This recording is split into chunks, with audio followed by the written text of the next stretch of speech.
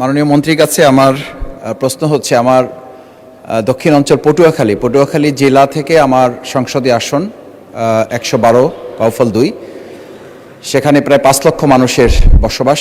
আমি সেই বাউফল থেকে আজ বাউফলবাসীর পক্ষ থেকে ধন্যবাদ জানাচ্ছি যে কথা বলার সুযোগ করে দিয়েছে।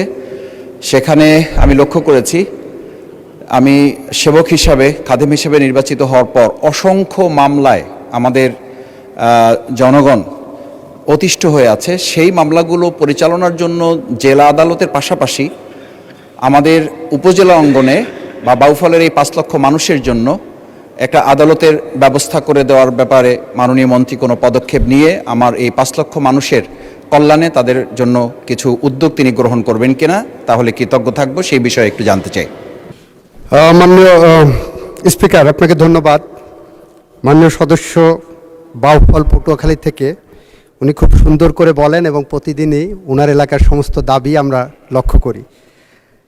এর সাথে বাংলাদেশ সুপ্রিম কোর্টের সিদ্ধান্ত জড়িয়ে আছে এবং আমাদের বর্তমান যে কাঠামো, বিচারিক আদালতগুলোর কাঠামো, সেই কাঠামোর মধ্যে সেপারেট করে উপজেলা লেভেলে কোনো আদালত প্রতিস্থাপনের সুযোগ নাই। চৌকি আদালতগুলো আছে, সেটা এখনও আমরা রেখে দিয়েছি।